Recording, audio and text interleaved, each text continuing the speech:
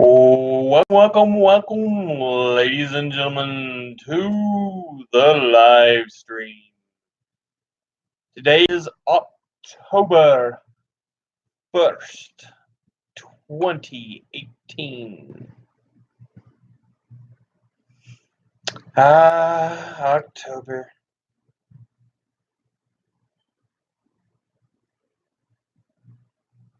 Happy Halloween. Wait, that's at the end of the month. That's the month of spooks and scares. And pumpkin spice. For some reason. I guess just where the jack-o'-lantern is a sign of Halloween, but meh. Is what it is. But today we will be going over the news, science, today in history, and some sports since the end of the baseball season has come. So, but once we do that, we'll pick up on our art history, where we left off.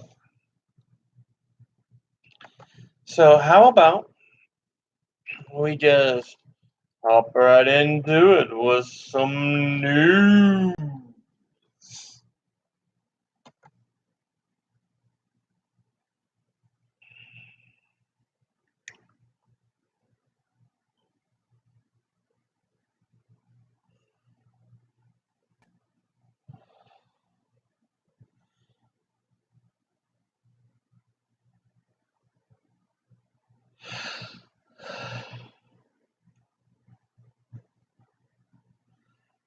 Let's see. So on Friday, Senator Jeff Flake joined a handful of other moderates to force a week-long FBI investigation of Christine Blasey Ford's claim.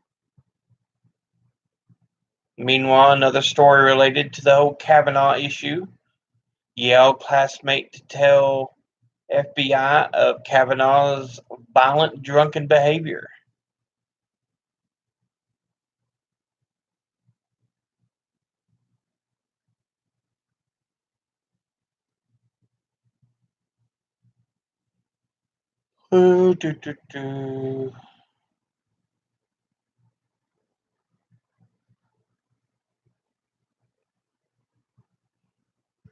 So, that's what we still have going on for the Kavanaugh nomination issue. U.S. and Canada reach new trade deal to replace NAFTA.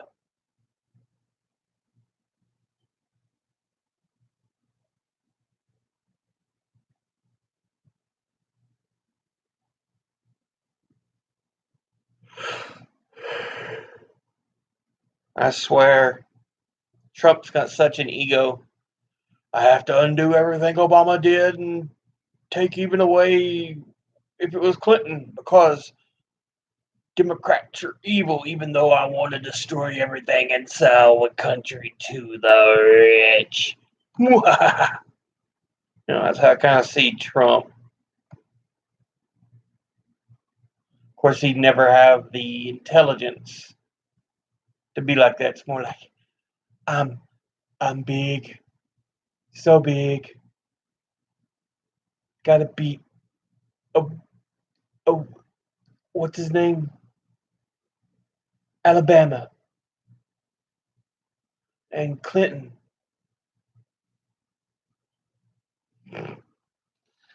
Seriously, that's more what Trump's like.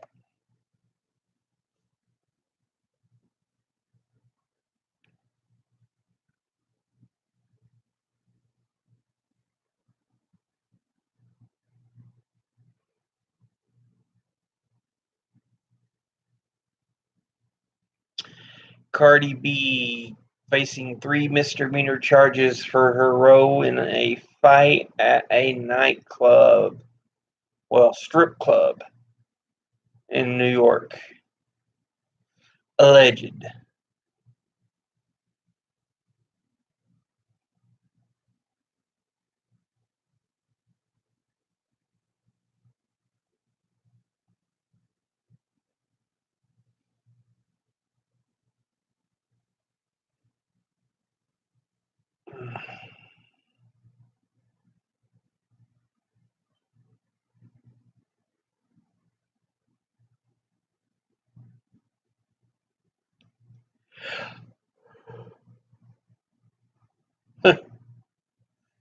Gender reveal party sparked a massive 47,000-acre wildfire.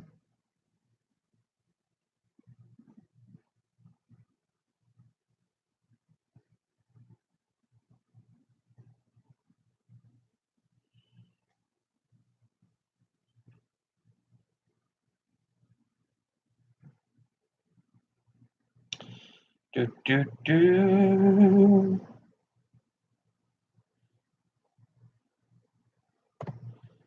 Let's see what else we have in the news.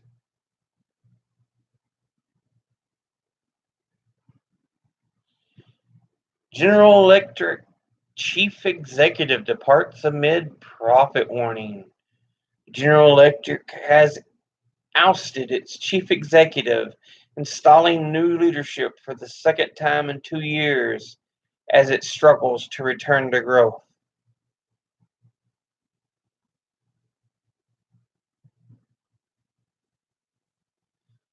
The Koreas begin clearing landmines from the heavily fortified border.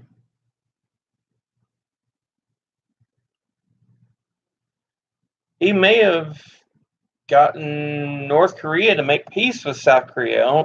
I don't think it was any negotiating. I think it was just he's a bad man and a lunatic, and Kim Jong Un is like, damn, he's crazy.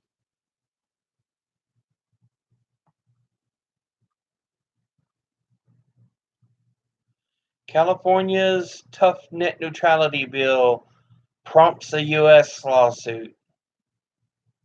Uh huh. So the ISPs are getting whiny because there's a state that fights back against them trying to help the people.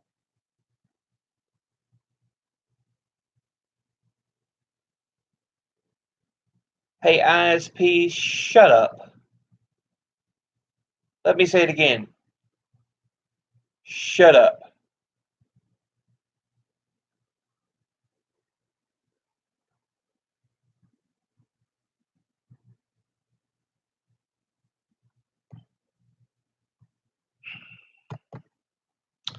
Now, let's see. Science. She blinded me with science. Science.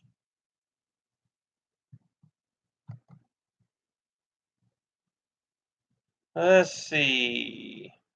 CERN suspends scientist over offensive address on women.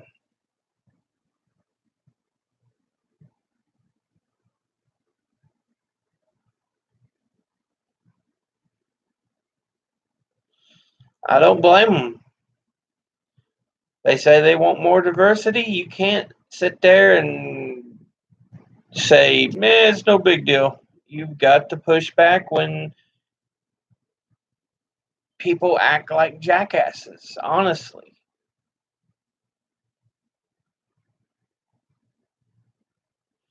Cancer immunotherapy pioneers win medicine Nobel Prize.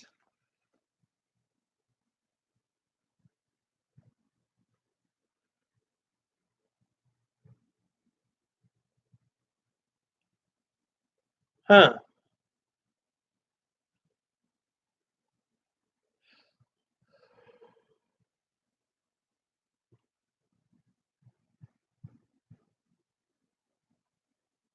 Do, do, do, do. What else do we have?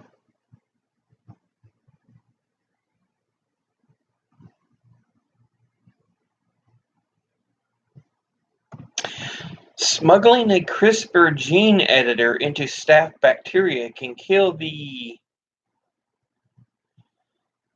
And then ...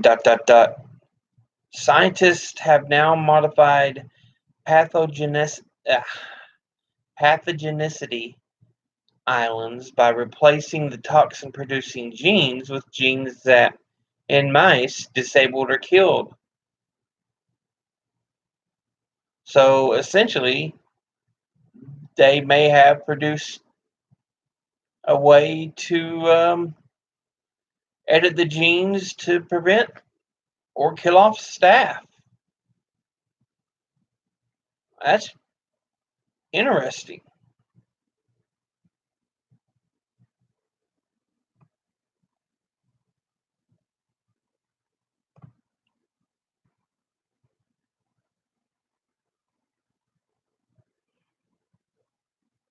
Letter, it's time to pay attention to science. No, duh.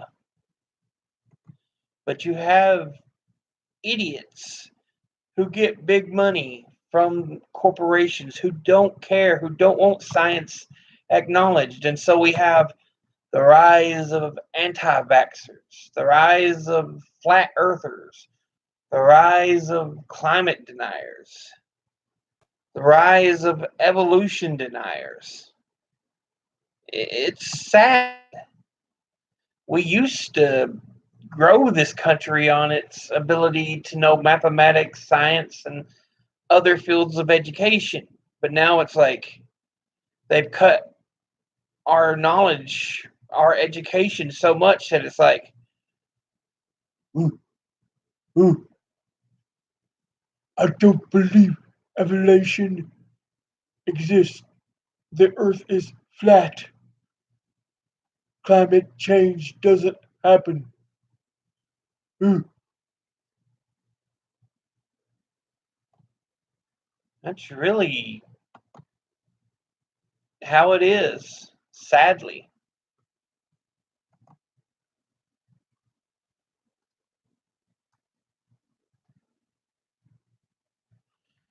NFL.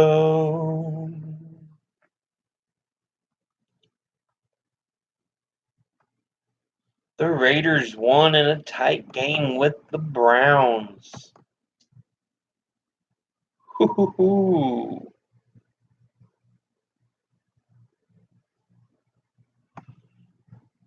So the Chiefs and the Broncos tonight. That'll be a fun one. Division games are always fun.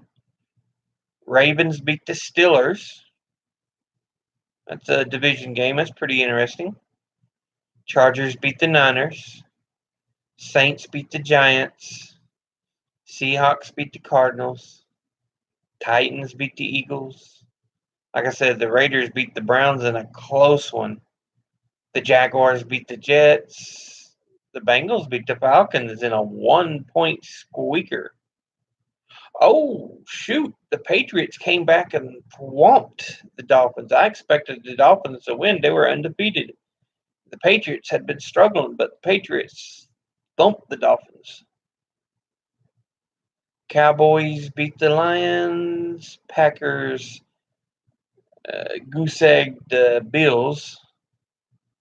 Bears destroyed Tampa.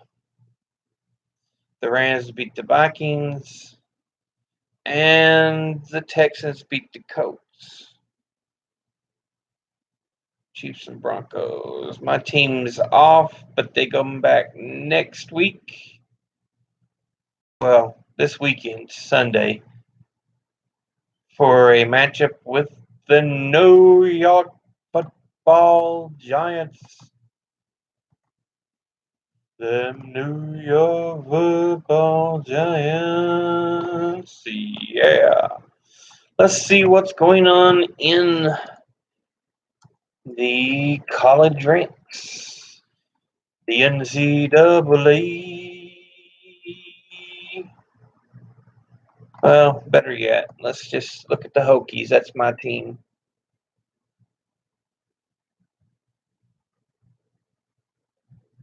Swimming schedule. There you go. Swear, having numb fingers makes it difficult. Woohoo! Beating Duke slipped us back into the top 25. We're at number 24. And we'll be facing Notre Dame this Saturday.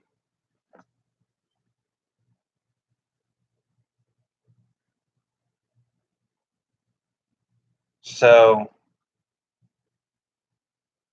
that'll be a curious game. Like I said, Virginia Tech's got a history of they'll drop some of the easiest games, but then these tough teams they'll pull in and sit right on their butt, even if they lose. UCLA when they had Leinart and Bush, when Virginia Tech played them, sat right on their tail. It wasn't blowing them out of the water. That's what I mean.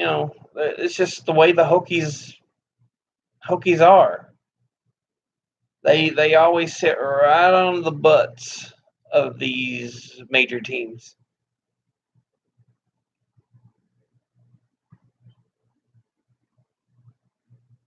What was it? A few years ago, they beat Ohio State. So yeah.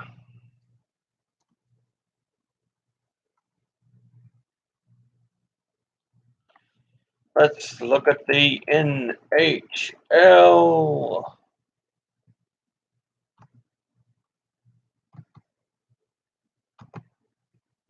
We're still in the preseason. And it actually looks like the regular season is getting ready to start.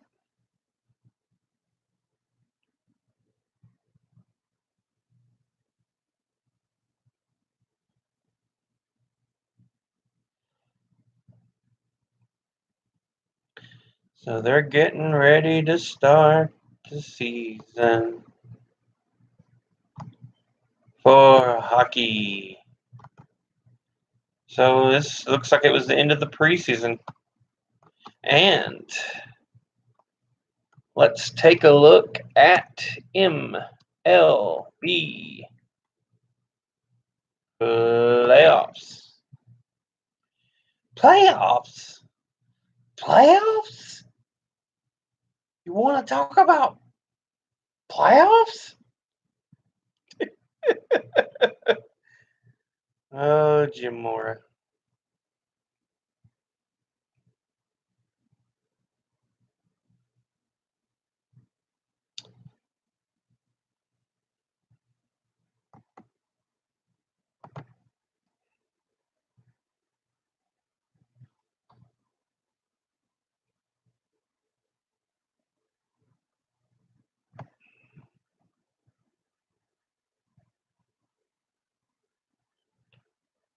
Yep, the Rockies and Dodgers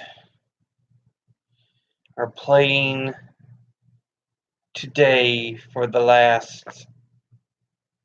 last playoff spots.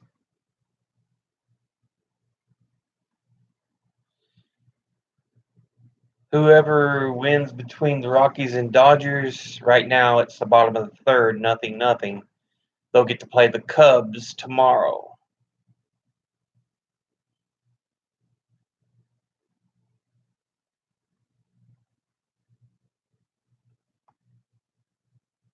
And that's the NL wild card.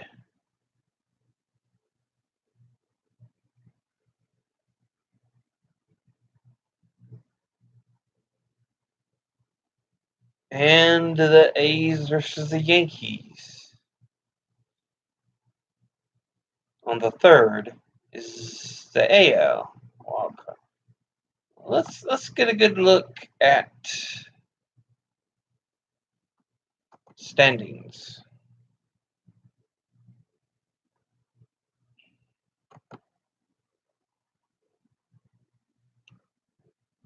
Maybe they have the actual playoff. bracket.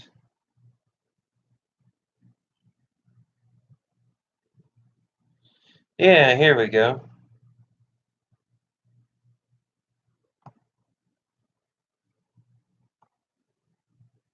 So in the NL, you have the Brewers and the Braves. The Rockies are playing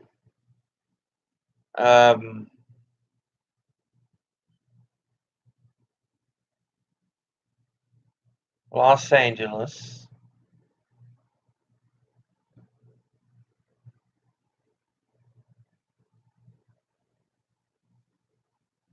And it looks like they'll get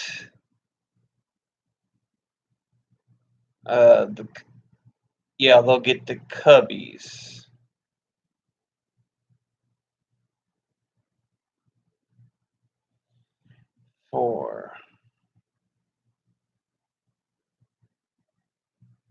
Okay, so it's a 1-game wild card playoff.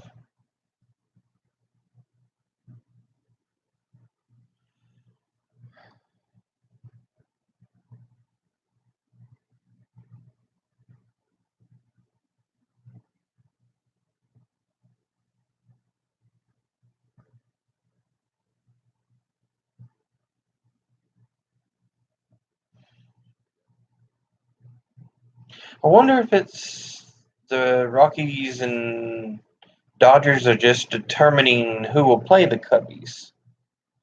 Did they end the season with the same record?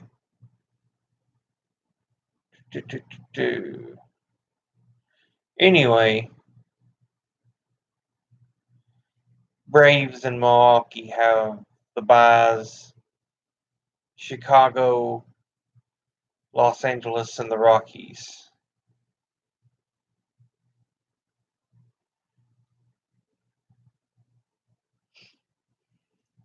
Yeah, so it looks like they're just playing to see who will play Atlanta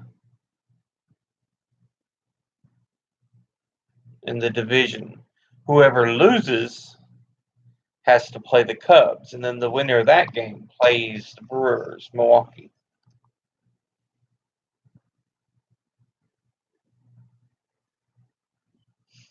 That's the NL.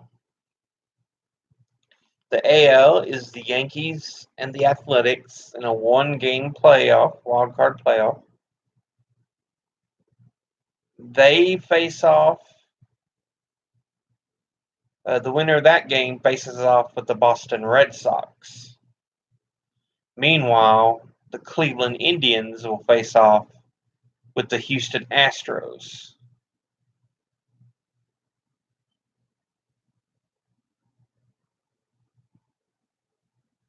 So that'll be interesting. And that's how the playoff picture begins. Lastly, let's look at today in history.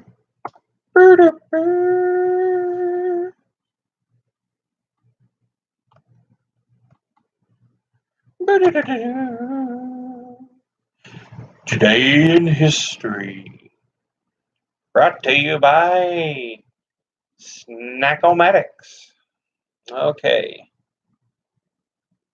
Yosemite National Park established on this date in 1890. So 128 years old.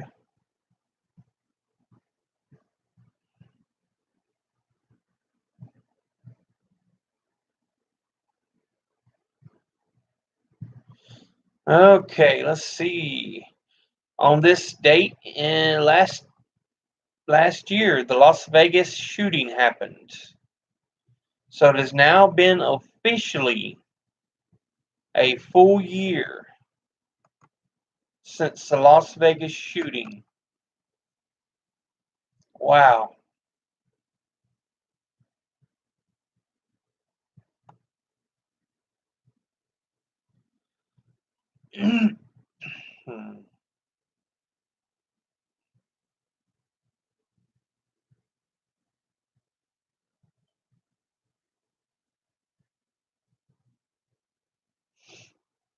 On this date in 1936, General Francisco Franco is named head of the rebel nationalist government in Spain.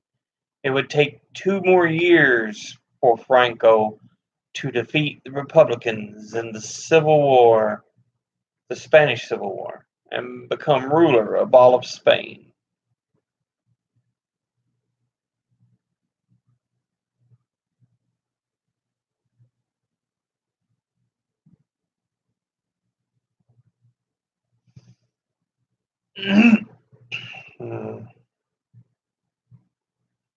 Today in 1946, Nazi war criminals were sentenced at Nuremberg.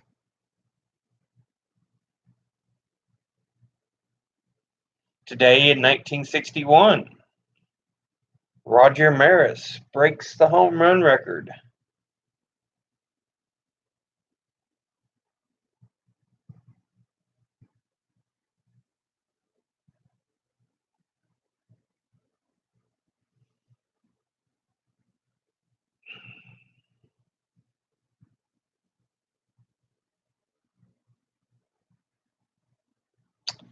Let's see. Today in 1962, Johnny Carson makes his debut as the Tonight Show host. Bum bum bum ba da da da da da. It took over from Jack Paar, 1962. Today in 1987, earthquake rocks Southern California.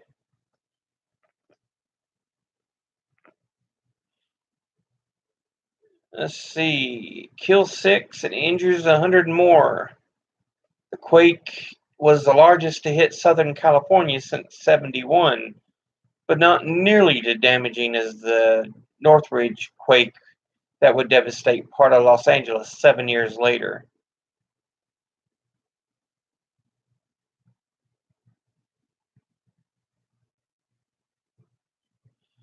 On this date in 1993, 12-year-old Polly Klaas is abducted in Petaluma, California.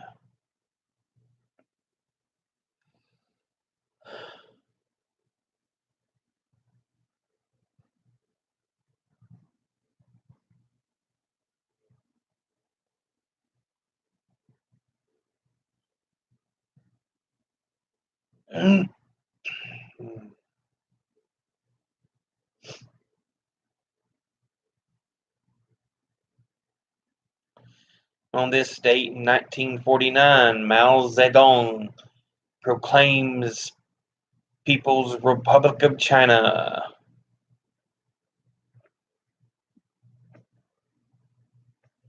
Names himself the head of state.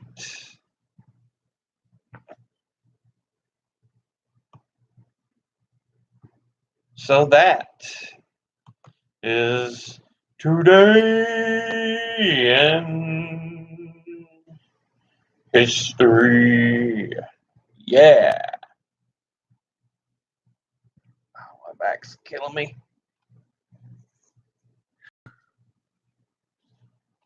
Let's take a drink.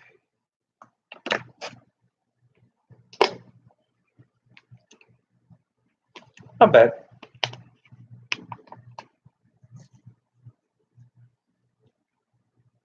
Now,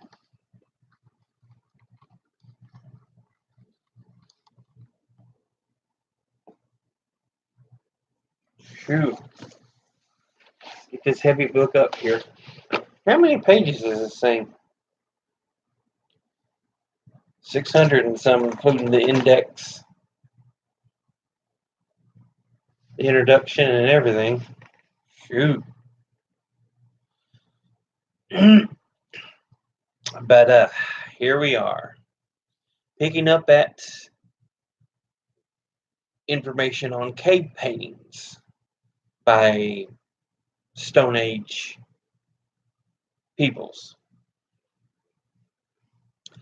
Art in Europe entered a rich and sophisticated phase after 30,000 BCE.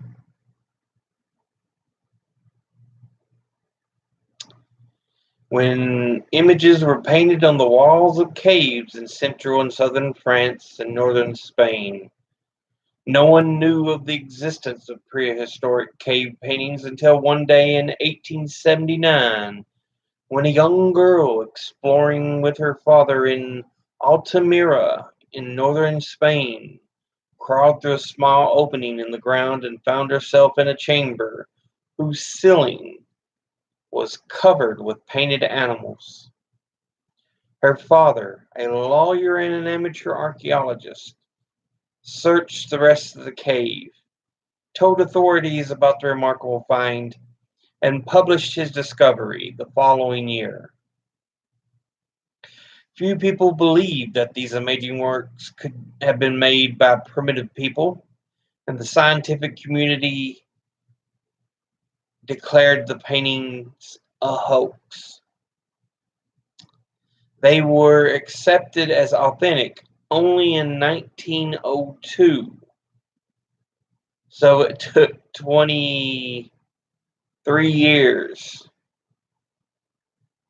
after many other cave paintings, drawings, and engravings had been discovered at other places in northern Spain and in France. The meaning of cave paintings. What caused people to paint such dramatic imagery on the walls of caves? The idea that human beings have an inherent desire to decorate themselves and their surroundings, that the aesthetic sense is somehow innate to the human species, found ready acceptance in the 19th century. Many believe that people create art for the sheer love of beauty. Scientists now agree that human beings have an aesthetic impulse, but the effort required to accomplish the great cave paintings suggests that their creators were motivated by more than simple pleasure. Since the discovery at Altamira, anthropologists and art historians have devised several hypotheses to explain the existence of cave art. Like the search for the meaning of prehistoric female figures, these explanations depend on the cultural views of those who advance them. Now remember, last Monday we talked about the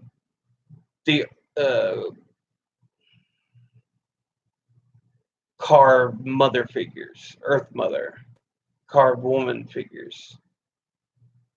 So, again, it depends on the point of view of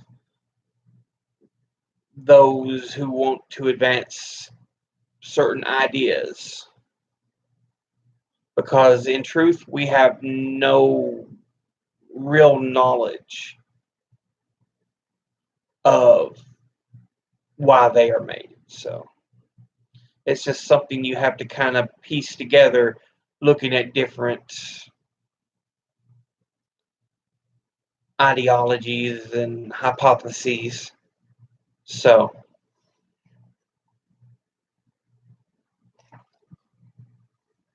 in the early 20th century, it was believed that art has a special function and that aesthetics are culturally relative. It was proposed that the cave paintings might be products both of rites to strengthen clan bonds and of ceremonies to enhance the fertility of animals used for food. In 1903, French archaeologist Solomon Reinach suggested that cave paintings were expressions of sympathetic magic.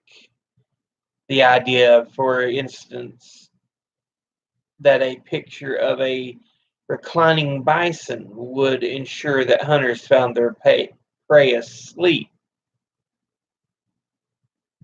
Abbe Henri Breuil took the ideas further and concluded that caves were used as places of worship and were the settings for initiation rites.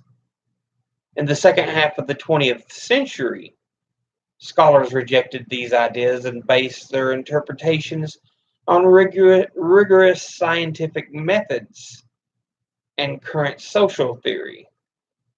André Leroy Gourhan and Annette Laming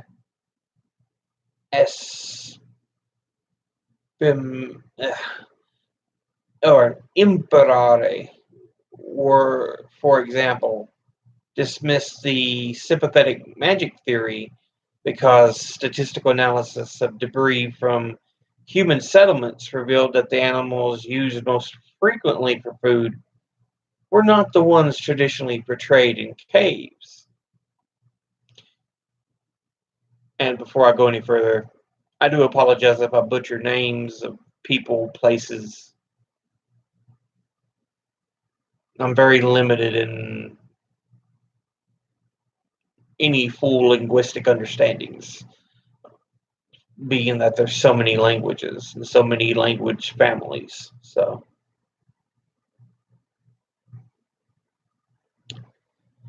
researchers continue to discover new cave images and so correct earlier errors of fact or interpretation. A study of the Altamira cave in the 1980s led anthropologist Leslie G. Freeman to conclude that the artist had faithfully represented a herd of bison during the mating season, instead of being dead, asleep, or disabled, as earlier observers had thought. The animals were dust,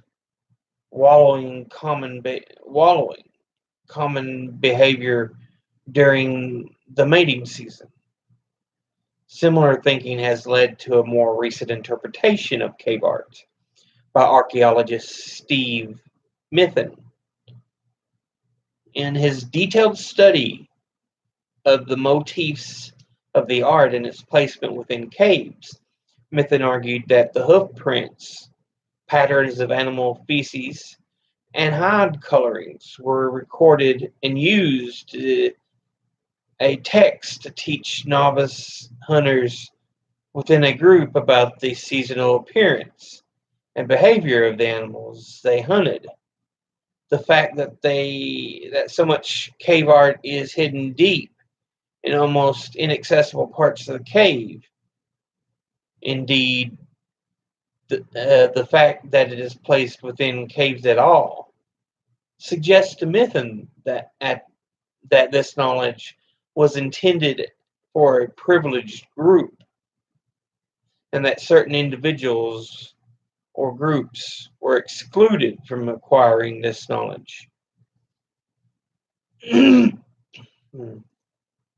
So we already see the suggestions of class rankings.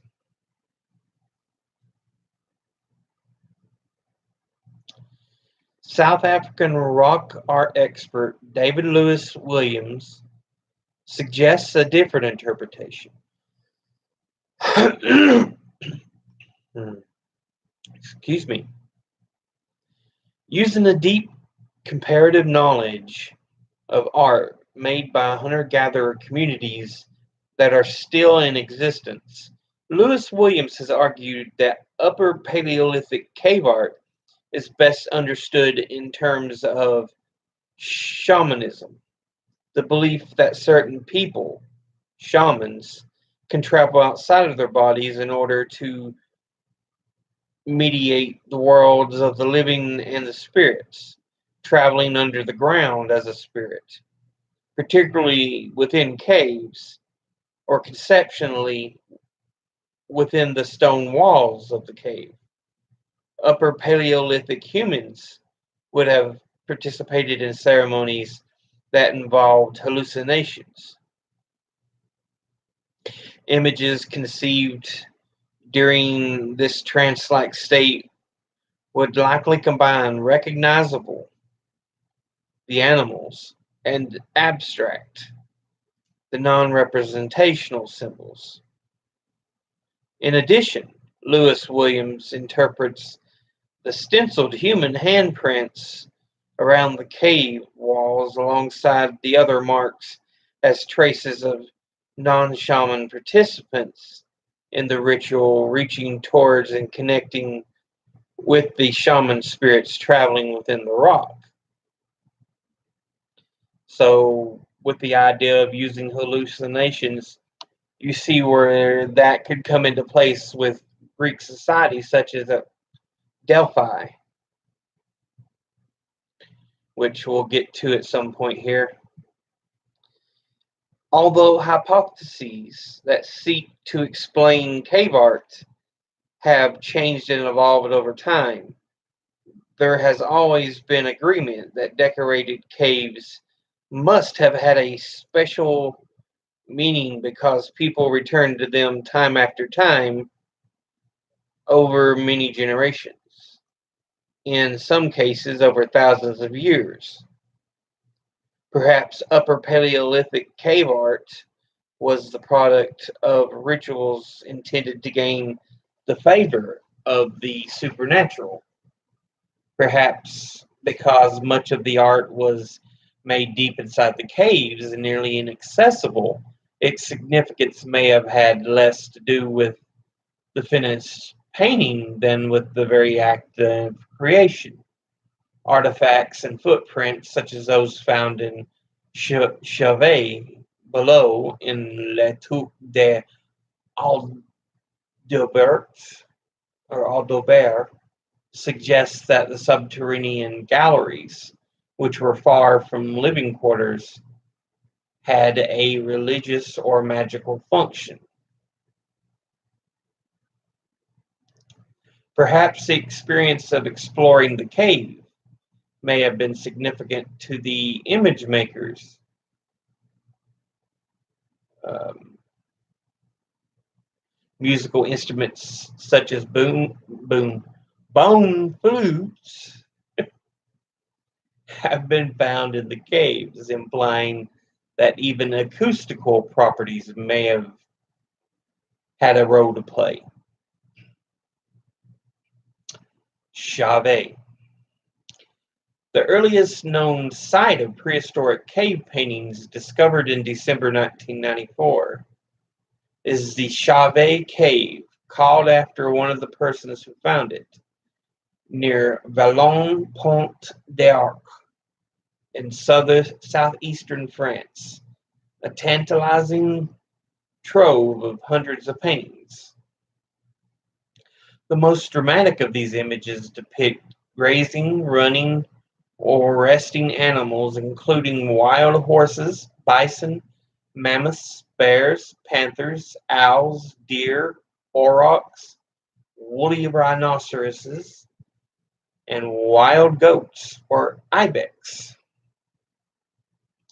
Also included are occasional humans, both male and female, many handprints, and hundreds of geometric markings such as grids, circles, and dots. Footprints in the Chauvet cave left in soft clay by a child go to a room containing bear skulls. The charcoal used to draw the rhinos has been radiocarbon dated to 22 or 32,410 plus or minus 720 years before the present. So around 30,000 years ago. Wall painting with horses, rhinoceroses, and aurochs.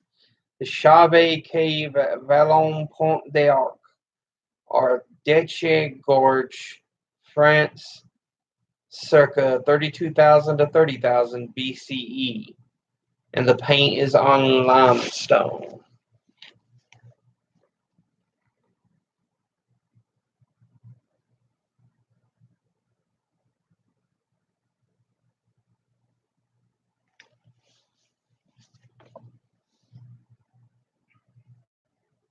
Lascaux.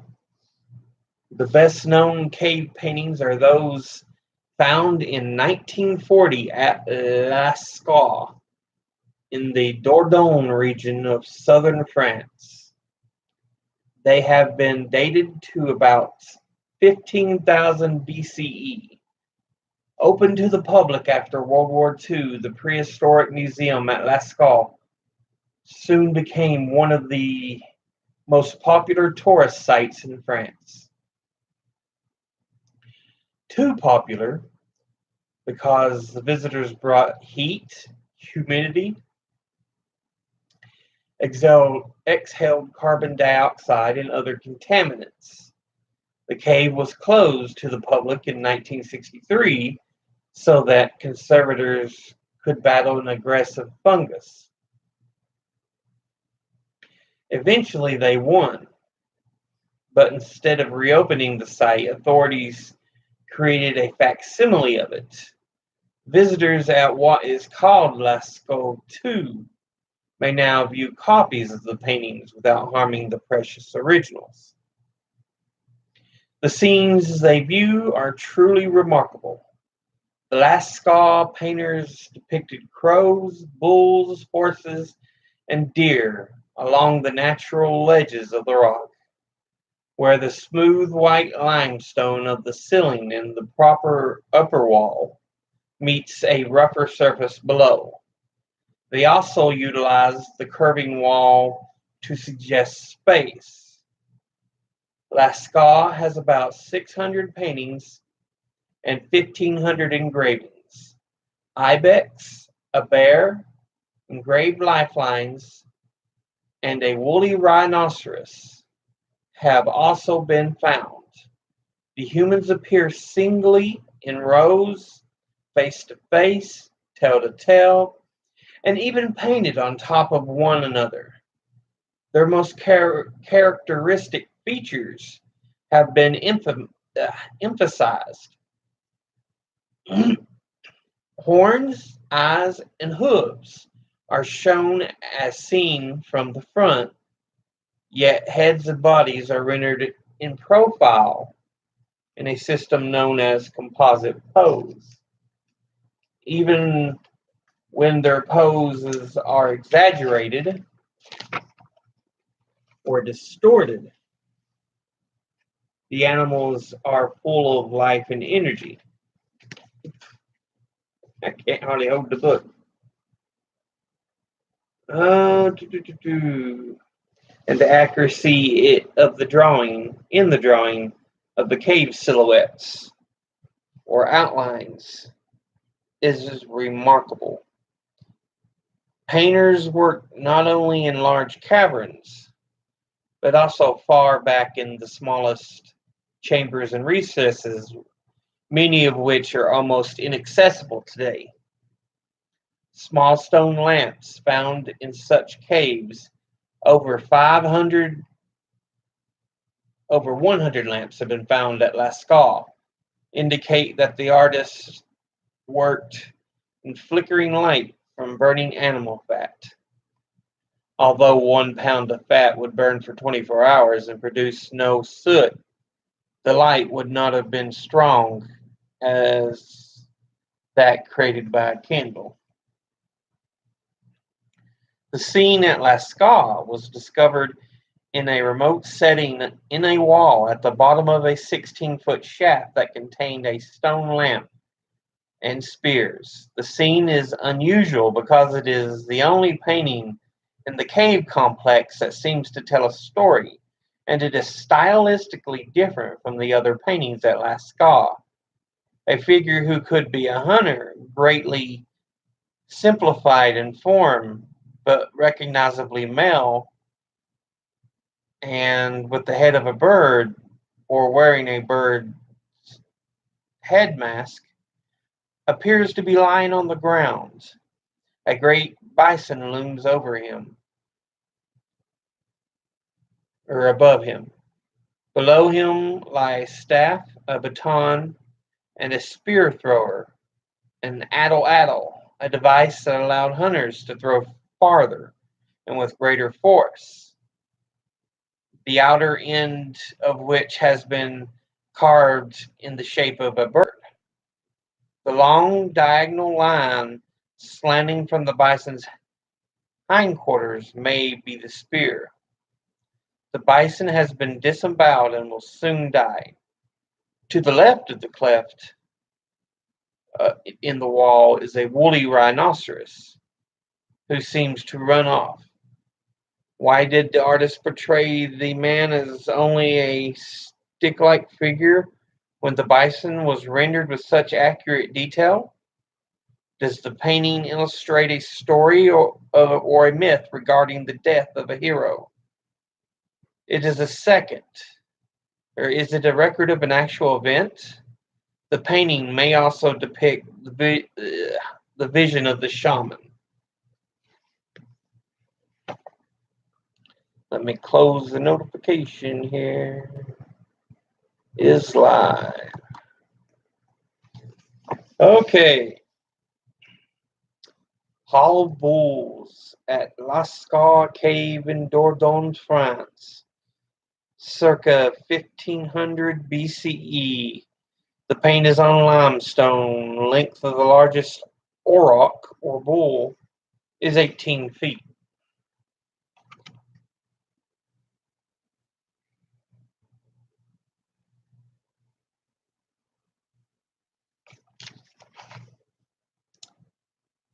And at the top we have bird-headed man with bison, the shane in the Lascar Cave, circa 15,000 BCE, paint on limestone with an approximate length of 9 feet. And at the bottom we have bison, ceiling of the cave at Altamira, Spain, circa 12,500 BCE, paint on limestone, approximate length of 8 feet 3 inches. Let you see the top and the bottom.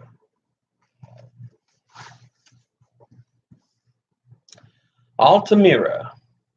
The cave paintings at Altamira, near Santander in the Cantabrian Mountains in Spain, the first to be discovered and attributed to the Upper Paleolithic period, have been recently dated to about 12,500 BCE.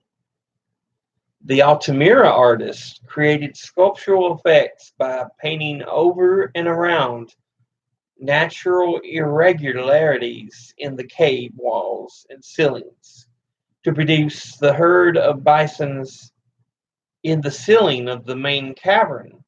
They used rich red and brown ochre to paint the large areas of the animal's shoulders, backs, and flanks, then sharpened the colors of the rocks and added the details of the legs, tails, heads, and horns in black and brown. They mixed yellow and brown from iron-based ochre to make red tones, and they derived black from manganese or charcoal.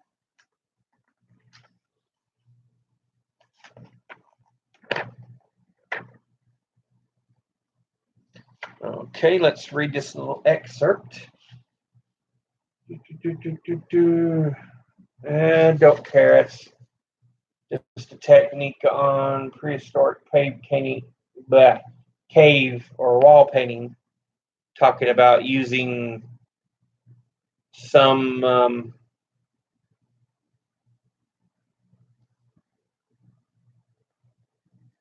colorings in the mouth to kind of spray over the hands to make handprints and stuff.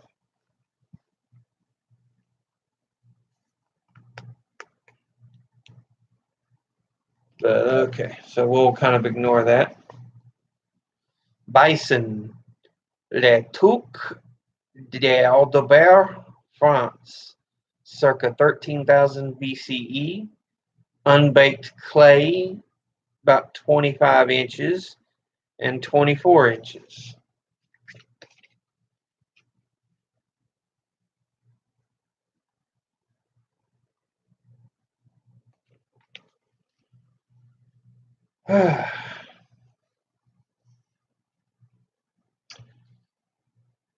But we will read this little excerpt here at the top.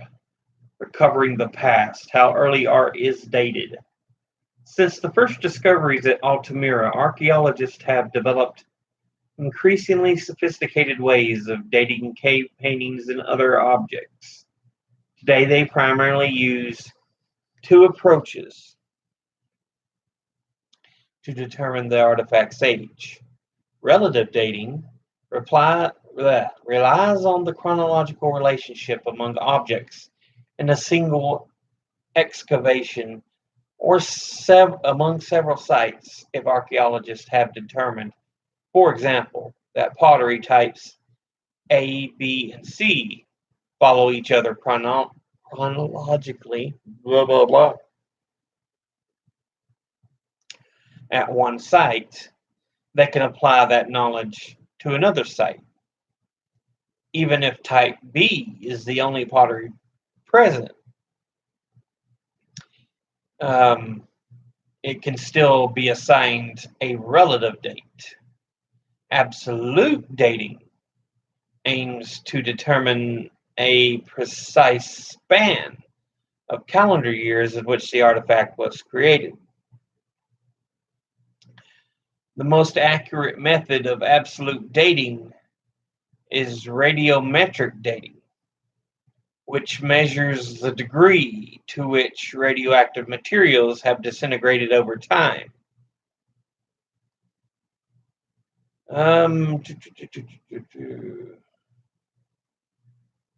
Used for dating organic or plant and animal materials, radiometric dating, including some pigments used in cave walls. One radiometric method measures a carbon isotope called radiocarbon or carbon-14, which is constantly replenished in a living organism. When an organism dies, it stops absorbing carbon-14 and starts to lose its store of the isotope at a predictable rate. Under the right circumstances, the amount of carbon-14 remaining in organic material can tell us how long ago an organism died. This method has serious drawbacks for dating works of art. Using carbon-14 dating on a carved antler or wood sculpture shows only when the animal died or when the tree was cut down, not when the artist created the work using those materials. Also, some part of the object must be destroyed in order to conduct this kind of test, something that is never a desirable procedure to conduct on a work of art. For this reason, researchers frequently test organic materials found in the same context as the work of art rather than in the work itself. Radiocarbon dating is the most accurate for materials no more than 30,000 to 40,000 years old. Potassium argon dating, which measures the decay of radioactive potassium isotope into a stable isotope of argon, an inert gas, is most reliable with materials more than 1 million years old. Two newer techniques have been used since the mid-1980s. Thermoluminescence dating measures the irradiation of the crystal structure of a material subjected to fire, such as pottery, and the soil in which it was found, determined by the luminescence produced when a sample is heated. Electron spin resonance techniques involve using a magnetic field and microwave irradiation to date the materials such as a tooth enamel or the soil surrounding it. Recent experiments have helped to date cave paintings with increasing precision.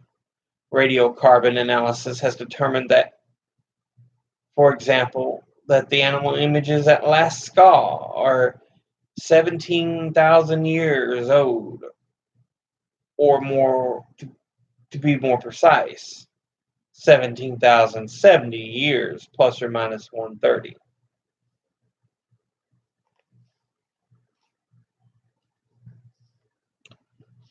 Cave sculptures. Caves were sometimes adorned with relief sculpture, as well as paintings. At Altamira,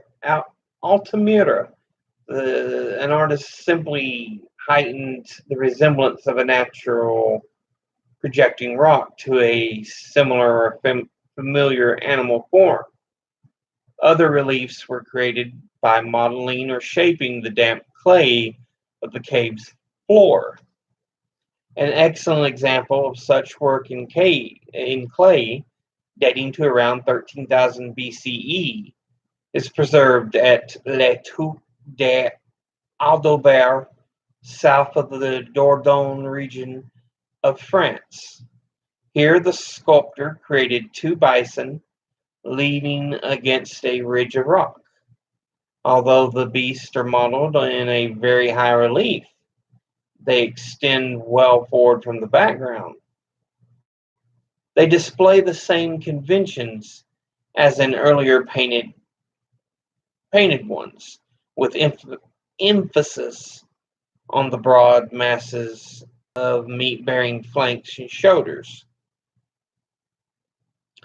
To make the animals even more lifelike, their creator engraved short parallel lines below their necks to represent their shaggy coats.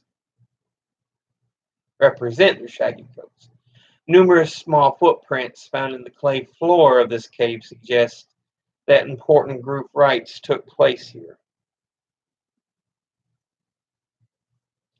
An aesthetic sense and the ability to express it in a variety of ways are among the characteristics unique to Homo sapiens sapiens. Lamps found in the caves provide an example of objects that were both functional and aesthetically pleasing. Some were carved in simple abstract shapes. Others were adorned with engraved images like the ones found at La Mouth, France.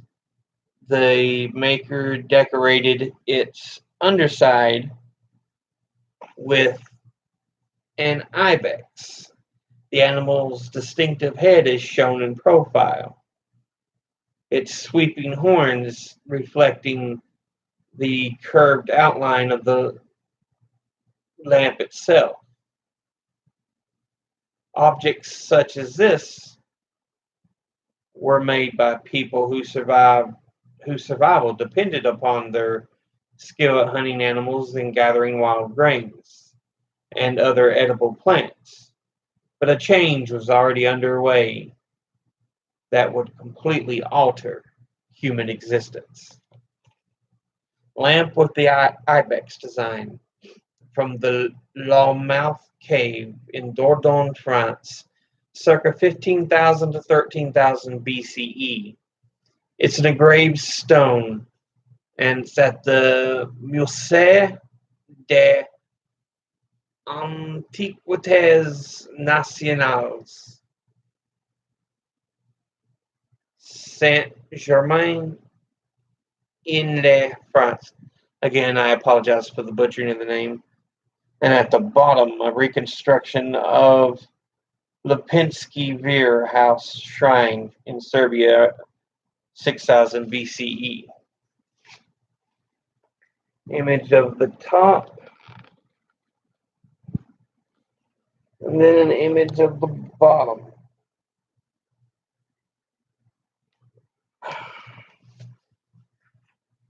And that'll take us out of the Paleolithic era into the Neolithic period. So remember, the old stone into the new stone.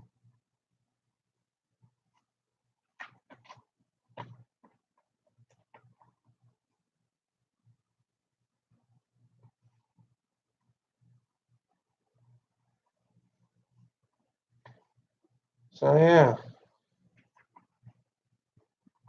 Neolithics.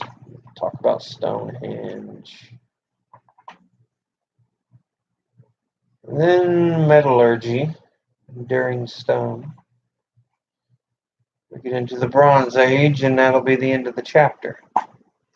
But I'm going to end it there for now. Like I said, we'll hop back into it Monday. And I'm going to try to put together a video so I can post tomorrow about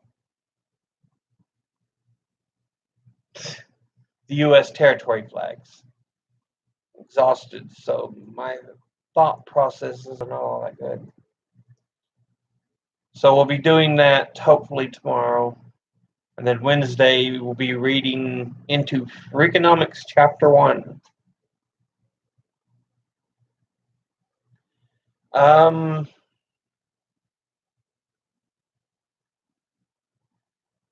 I'll try to put up some videos on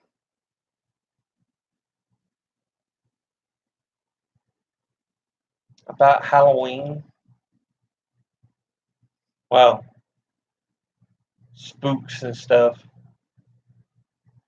Not necessarily about Halloween, but monsters and all that.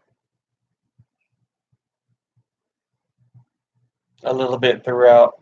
Although I may do want a Halloween, start working on it so I can have it ready at the end of the month.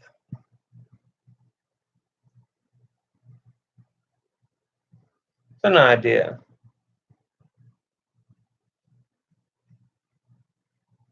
Educate thyself, guys, gals, everyone. Read, think, study, learn. It is so important that you do. Knowledge can level the playing field. I mean, think about it. Sun Tzu was considered a great leader because he had military knowledge. There's so many others in that mode. So yes, educate thyself. Do what you can. Learn a new language. Read books. Study up. Listen to podcasts. You know, these kind of things.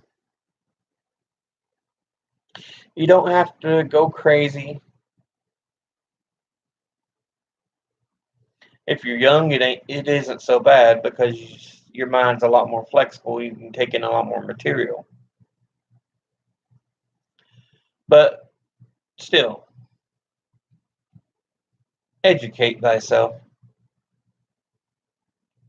And with that, I do love you all. I'll talk with you all Wednesday. And until then, later.